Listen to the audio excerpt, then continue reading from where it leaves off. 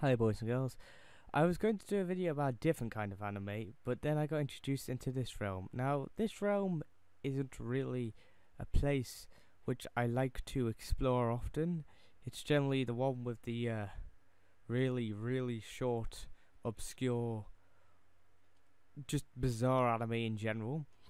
And then I was introduced to Pupa. Now, at first glance of this, I thought I could be in for something really creative here, something a bit like Corpse Party. I don't know. I watched anime recently. That was quite good. It was a different interpretation of the story which I already knew, but nonetheless it was good. Hooper, I had no foreknowledge of prior to watching it, besides from the fact that there was a manga. I had a look at the time difference between when the manga started and when it ended, and it lasted for 2 years. I didn't really think to read the subtext, which said how many volumes there were. So I started watching the first episode of Pupa, and I was very confused. Each episode lasts for around about 3 minutes, and I can pretty much sum up the story within a small paragraph.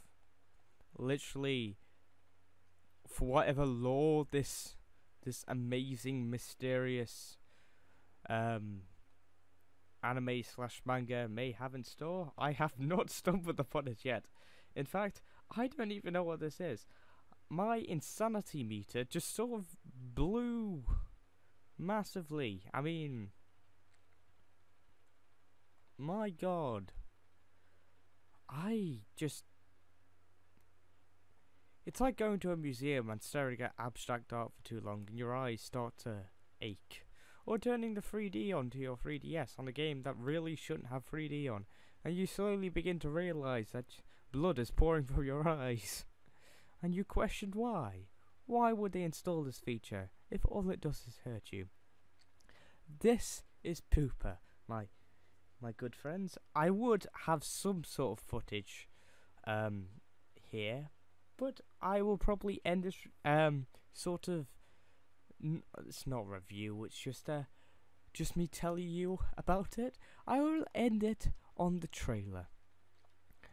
I could actually sum up this entire thing with one word: ONI-CHAN.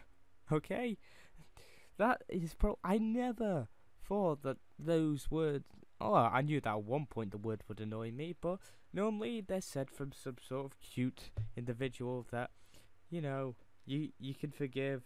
It's all good and stuff, and the character generally makes up for the mistakes or the mistake in general of saying that word. No, this anime, no, it just doesn't. It just sort of makes that mistake and then continues making the same mistake. I read a comment under one of the various Pupa videos saying if I had $1 for every time I ONI-CHAN, and I couldn't agree more.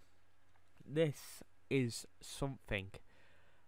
Okay, I probably rambled enough about this mysterious thing, which you guys will have no idea what I'm talking about. I will sum up Pupa.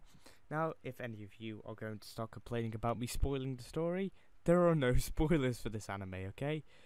The story is, if there is a story, I don't even know.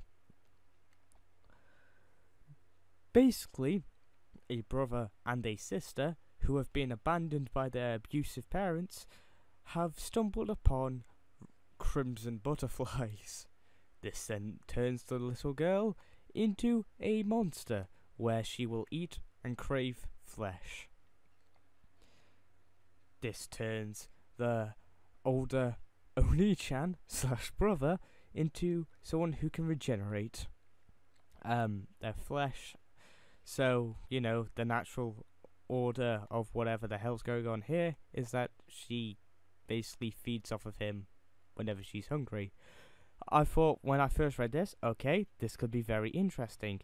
And then as I got further into the anime, well, by further I mean the whole half an hour that is the anime, I began to realise that there's nothing more to it. I just explained the entire plot of it to you. There's nothing more. I mean, they try to throw one small situation at them, but, you know, you can easily predict how it's going to end. And that happens. In fact, the wiki tries to be a little bit forgiving by saying that the arc of the anime which I watched was called the Life and Death arc. I read the manga afterwards and realised there's nothing more to it. This isn't an arc at all, this is the entire thing.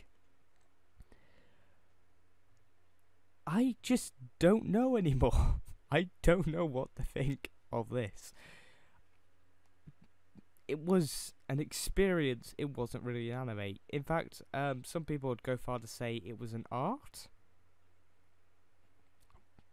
But I really wouldn't. I would just say that it's a thing.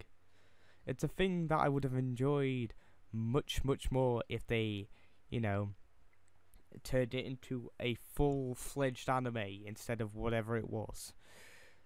Now, for you guys who are wondering how many volumes there were within the 2 years of the manga being disputed, now, when I saw that there were 2 years of this, of production for this anime, you know, 2 years for this anime where they were releasing, I would have thought like numerous copies of the manga. I mean, normally whenever you get 2 years of manga, there would be like an issue either each month or each 2 months. That's normally how mangas go. I mean, I'm just comparing it to every other manga I've read, but no, this one had 5 volumes. 5 short volumes that were more like 5 panels.